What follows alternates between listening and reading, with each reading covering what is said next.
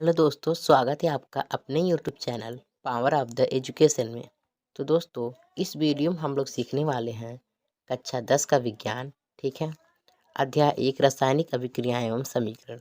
ठीक है मित्रों, देखिए जो हमारा चैप्टर है ये बहुत ही महत्वपूर्ण चैप्टर है, इसलिए हमें इसे बहुत अच्छी तरह से पढ़ना है। ठीक है। हमारा चैप्टर है रासायनिक अभिक्रिया एवं समीकरण। ठीक है। तो देखिए दोस्तों, हम सबसे पहले ये सीखेंगे कि रासायनिक अभिक्रियाएं क्या हैं। आपने क्लास 9th में रासायनिक परिवर्तन और भौतिक परिवर्तन तो पढ़ा ही होगा। भोजन को पकते देखा होगा, बहुत लोगों ने पकाया भी होगा। गर्मियों में कमरे के ताप पर दूध को ये है दोस्तों, थोड़ा गलती हो गई है, मिस्टेक हो गई होगी। दूध को खुला छोड़ दिया जाता है तो क्या होता है? तो देखिए, हम लोग जब दूध को खुला छोड़ देते हैं तो फट जाता है। ठीक। तो आपने कभी ये विचार किया कि दूध फटता क्यों है? इस पर आपने विचार किया? हमारा शरीर भोजन को पचा लेता है। कैसे पचा लेता है, इस पे भी हमें विचार करना चाहिए। हम सांस लेते हैं, इन सभी बातों पर हमें विचार करना चाहिए। आपने क्लास 9th में पढ़ा होगा रासायनिक परिवर्तन और भौतिक परिवर्तन। ठीक है। तो देखिए, जो हमारा भौतिक परिवर्तन होता है वह परिवर्तन जिसमें केवल पदार्थ की भौतिक अवस्थाओं में ही परिवर्तन होता है, उसके रासायनिक संगठन में कोई परिवर्तन नहीं होता, भौतिक परिवर्तन कहलाता है। ठीक है मित्रों, आप लोगों ने ये देख लिया। अब देखिए, आप लोगों ने भौतिक परिवर्तन समझ लिया, अब इसके उदाहरण देख लेते हैं। जैसे दोस्तों, मान लीजिए आपने किसी पेपर को लिया और उसे फाड़ दिया, तो क्या हुआ? आपने पेपर को फाड़ करके दो टुकड़ा कर दिया, लेकिन पदार्थ की भौतिक अवस्था में परिवर्तन हुआ, यानी उसका आकार बदल गया। आकार क्या है? पदार्थ की भौतिक अवस्था है। अगर आप किसी डंडे को लेते हैं, तोड़ देते हैं, तो क्या है? भौतिक परिवर्तन है। मान लीजिए मिट्टी है, मिट्टी के खिलौने बना दिए। ठीक। तो पहले तो मिट्टी थी, उसको आपने फोड़ा, पानी डाला, साना और खिलौने बना दिए, तो क्या हुआ? भौतिक परिवर्तन है, क्योंकि पहले भी मिट्टी थी, अब भी मिट्टी है। ठीक है। किसी पेपर को लीजिए, छोटे छोटे टुकड़ों में तोड़ दीजिए, वो भी क्या होता है? हमारा भौतिक परिवर्तन होता है। लेकिन अगर आप पेपर को जला देंगे तो क्या होगा? रासायनिक परिवर्तन हो जाएगा, क्योंकि जब आप पेपर को जलाते हैं तो उसमें से धुआं निकलता है। ठीक। और राख बचती है, तो वह परिवर्तन जिसमें कुछ नया बनता है ना, वो रासायनिक परिवर्तन होता है। ठीक है। उसके रासायनिक संगठन में कोई परिवर्तन नहीं होता है, यानी कि जो पदार्थ होता है वह पहले भी वही पदार्थ होता है, अब भी वही होता है। जैसे मान लीजिए आप लकड़ी को तोड़ते हैं, तो पहले भी लकड़ी था, अब भी लकड़ी है। लेकिन अगर आप लकड़ी को जला देते हैं तो जो हमारी लकड़ी होती है वो जल जाती है और राख बन जाती है और धुआं निकलता है, तो क्या होता है? परिवर्तन हो जाता है, तो हमारा रासायनिक परिवर्तन होता है। अभी हम उसके बारे में भी डिस्कस करने वाले हैं। ठीक है दोस्तों, चलिए आगे देखते हैं। अब देखिए दोस्तों, रासायनिक परिवर्तन। ठीक है। तो देखिए, पदार्थ में होने वाले ऐसे परिवर्तन जिन्हें पदार्थ के रासायनिक संगठन में परिवर्तन होता है, इस परिवर्तन में कोई नया पदार्थ बनता है, रासायनिक परिवर्तन कहलाता है। ठीक है। मान लीजिए आपने एक लकड़ी लिया। ठीक। ये आपकी लकड़ी है, और आपने क्या किया? दो तीन लकड़ी को इस प्रकार से जोड़ा और जला दिया, ये जलने लगे। ठीक है। ऐसे जलने लगता है। अब देखिए, अब जब ये जल जाएगा तो धुआं बनेगा। क्या बनेगा? धुआं। और क्या बचेगी? आपका राख बचेगा।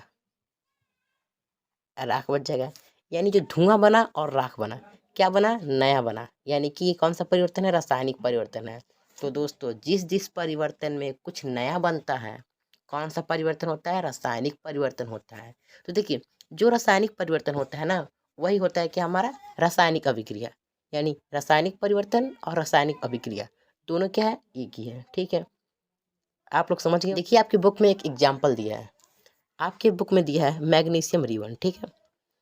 मान लीजिए कोई मैग्नीशियम रिबन है इस प्रकार से। ठीक है। उसको रेगमार से रगड़ रगड़ कर जब उसको जलाते हैं, ठीक है, मैग्नीशियम ऑक्साइड बनता है। यानी मान लीजिए आप Mg को ऑक्सीजन के साथ जलाते हैं, ठीक है, तो आपको मिलता क्या है? मिलता है आपको MgO। ठीक है। यानी कि आपको मिलता है मैग्नीशियम ऑक्साइड। तो वही होता है दोस्तों, आप लोग की बुक में जो एग्जाम्पल दिया है वो रासायनिक अभिक्रिया को प्रदर्शित करने के लिए बताया गया है। आपको मैग्नीशियम जो होता है बहुत तेज प्रकाश के साथ जलता है, तो भी क्या होता है? हमारा रासायनिक परिवर्तन। रासायनिक परिवर्तन में इतना समझिए कि कोई नया पदार्थ बनता है। ठीक है। हम आपको बताएं जैसा कि जो रासायनिक परिवर्तन है, ठीक है, वही क्या होते हैं? हमारी रासायनिक अभिक्रिया होती है। ठीक है। रासायनिक परिवर्तन ही हमारा क्या होता है दोस्तों? रासायनिक अभिक्रिया होता है। ये जो रासायनिक अभिक्रिया होता है ये भी एक रासायनिक परिवर्तन ही होता है, ठीक है। जब एक या एक से अधिक पदार्थ परस्पर क्रिया करके नए पदार्थ का निर्माण करते हैं तो ऐसी अभिक्रिया को हम रासायनिक अभिक्रिया कहते हैं। यानी कि एक पदार्थ या एक से अधिक पदार्थ हो सकता है, वो क्रिया करके क्या करते हैं, नए पदार्थ बनाते हैं। यानी कि आप समझ सकते हैं कि जब कोई नया पदार्थ बनता है जिसके गुणधर्म अलग हो, ठीक है, तो क्या होता है, रासायनिक परिवर्तन होता है। जैसे मान लीजिए लोहे का जंग लगना। आपने देखा होगा कि जो लोहा होता है वो वायु में उपस्थित ऑक्सीजन से अभिक्रिया करके आयरन ऑक्साइड बनाता है। क्या बनाता है, आयरन ऑक्साइड, ठीक है, आयरन ऑक्साइड, ठीक। आप लोग पूरा कर लीजिएगा। तो जो आयरन ऑक्साइड होता है ना, वो एक नया पदार्थ बनता है, ठीक। यानी वो तो लोहा नहीं रहता है, तो खुरदुरा सा रहता है। तो जो आयरन ऑक्साइड होता है नया पदार्थ होता है, यानी कि आप कह सकते हैं कि वो क्या हुई, एक रासायनिक अभिक्रिया हुई। आपने देखा है दूध से दही बनना। दूध से क्या होता है, दही बन जाता है। अगर दूध से दही बनता है तो भी क्या एक प्रकार का रासायनिक अभिक्रिया है, ठीक है। उसका एग्जाम्पल हम ले सकते हैं, क्योंकि दूध था, ये तो मीठा होता है, दही तो पहले थोड़ा थोड़ा खट्टा होने लगता है ना। यानी कि कुछ चेंज है, यानी कि कुछ नया बन रहा है। तो कुछ नया बन रहा है तो यानी कि रासायनिक परिवर्तन, ठीक है। दोस्तों ये जो हमारी रासायनिक अभिक्रिया का परिभाषा है बहुत महत्वपूर्ण है, इसलिए आप लोग इसे याद कर लीजिएगा, ठीक है। आपके पेपर के लिए बहुत महत्वपूर्ण है, ठीक दोस्तों, मोस्ट इम्पॉर्टेंट है, ठीक। चलिए आगे बढ़ते हैं। अब हम लोग देख लेते हैं रासायनिक समीकरण के बारे में, ठीक है। क्या, रासायनिक समीकरण। तो अब देखिए दोस्तों, अब हम लोग देख लेते हैं रासायनिक समीकरण के बारे में, ठीक। देखिए, किसी भी रासायनिक अभिक्रिया का वाक्य के रूप में विवरण बहुत लंबा हो जाता है। इसे संक्षिप्त रूप में भी लिखा जा सकता है, इसे शब्द समीकरण कहते हैं। तो दोस्तों आपने कभी ध्यान दिया होगा, जैसे कि मान लीजिए मैग्नीशियम ऑक्सीजन के साथ अभिक्रिया करता है और बनाता क्या है, मैग्नीशियम ऑक्साइड, ठीक है। तो अब देखिए, जो मैग्नीशियम रिबन होता है वो क्या करता है, उसको हम लोग वायु की उपस्थिति में जलाते हैं, ठीक है। तो तेज प्रकाश के साथ जलता है और जलने के बाद हमें क्या मिलती है, मैग्नीशियम ऑक्साइड, वो राख मिलती है, ठीक है। वो क्या होता है, हमारा उत्पाद होता है। हमें जलने के बाद क्या मिलता है, मैग्नीशियम ऑक्साइड। तो देखिए, जो पदार्थ अभिक्रिया में भाग लेते हैं, ठीक, तो उनको हम लोग अभिकारक कहते हैं। क्या, अभिकारक। और जो कुछ नया बनता है तो हम उसे उत्पाद कहते हैं। यानी कि जो नया बना वो उत्पाद है, और जो अभिक्रिया में भाग लिया वो क्या है, अभिकारक। यानी देखिए, जो रासायनिक समीकरण होता है उसमें अभिकारकों के बीच प्लस का चिन्ह लगाकर उन्हें बाईं ओर लिखते हैं और तीर का सिरा उत्पाद की ओर होता है, ठीक है। ये रासायनिक अभिक्रिया को दिशा को दर्शाते हैं, ठीक है। अभिकारकों के बीच प्लस का चिन्ह लगा के, यानी कि जितने जितने चीज़ों से रासायनिक अभिक्रिया हो रही है, यानी कि मैग्नीशियम किसके साथ किया अभिक्रिया, ऑक्सीजन के साथ, तो यानी कि इन दोनों के बीच हम प्लस लगाएंगे। और जो उत्पाद है, यानी कि जो कुछ नया बन रहा है, उसकी तरफ हम लोग चिन्ह लगाते हैं, ठीक है। किसका चिन्ह लगाते हैं, तीर का। तीर का सिरा उत्पाद की ओर होना चाहिए। जो तीर का सिरा है ना, ये किधर होना चाहिए, उत्पाद की ओर होना चाहिए, ठीक है दोस्तों। अभी हम लोग आगे और डिटेल में पढ़ते रहेंगे, ठीक। अभी तो हम लोग बेसिक इन्फॉर्मेशन पढ़ रहे हैं, तथा ये अभिक्रिया होने की दिशा को दर्शाते हैं। ये जो तीर है हमारा, ये एरो, ये क्या होता है, ये तीर का निशान इसलिए दिखाया जाता है क्योंकि हमें पता चलेगा कि इन चीज़ों को मिला करके जब अभिक्रिया हुई तो हमें ये चीज़ प्राप्त हुआ, ठीक है। यानी कि इन चीज़ों से हमें क्या मिला, ये चीज़ मिला। ये हमारे अभिक्रिया होने की दिशा को दर्शाते हैं, ठीक है दोस्तों। अब चलिए आगे बढ़ते हैं।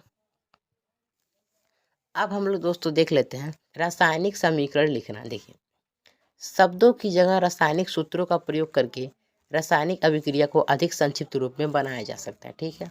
रासायनिक समीकरण रासायनिक अभिक्रिया को दर्शाते हैं, ठीक है दोस्तों। अब देखिए, मान लीजिए हमने क्या लिखा, पहले हमने रासायनिक अभिक्रिया में क्या लिया था, मैग्नीशियम को हमने ऑक्सीजन के साथ जलाया था, ठीक है। तो हमें मिला था मैग्नीशियम ऑक्साइड। अगर हम इसे शब्द के रूप में लिखते हैं तो बहुत लंबा हो जाएगा, लेकिन अगर हम सूत्रों की सहायता से लिखेंगे तो क्या होगा, बहुत छोटा होगा। शब्दों की जगह रासायनिक सूत्रों का प्रयोग करके रासायनिक अभिक्रिया को और संक्षिप्त बनाया जा सकता है। जैसे देखिए, मैग्नीशियम का जो हमारा रासायनिक सूत्र होता है वो होता है Mg, यानी मैग्नीशियम का जो सिंबल क्या होता है Mg, और ऑक्सीजन को हम लोग क्या कहते हैं O2। ठीक है, यानी कि हमने मैग्नीशियम की जगह रख दिया Mg और ऑक्सीजन की जगह रख दिया O2। ठीक, तो हमारा बना क्या, मैग्नीशियम ऑक्साइड। ठीक है, क्या बना, मैग्नीशियम ऑक्साइड। देखिए ये Mg यानी मैग्नीशियम और O क्या हमारा ऑक्साइड हो गया। ठीक है, यानी जो मैग्नीशियम ऑक्साइड का प्रतीक है इस प्रकार से बनता है। हम लोग दोस्तों इस चैप्टर में बहुत अच्छी तरह से इस प्रकार की अभिक्रिया को लिखना सीखेंगे। ठीक है मित्रों, जिससे कि आप लोग को आगे चल के कोई समस्या उत्पन्न ना हो। हम लोग इस चैप्टर को बहुत अच्छी तरह से पढ़ेंगे। देखिए, रासायनिक समीकरण रासायनिक अभिक्रिया को दर्शाते हैं। उम्मीद करता हूँ दोस्तों आप लोग को समझ में आया होगा। अगर आपको वीडियो अच्छी लगी हो तो चैनल को सब्सक्राइब कीजिए।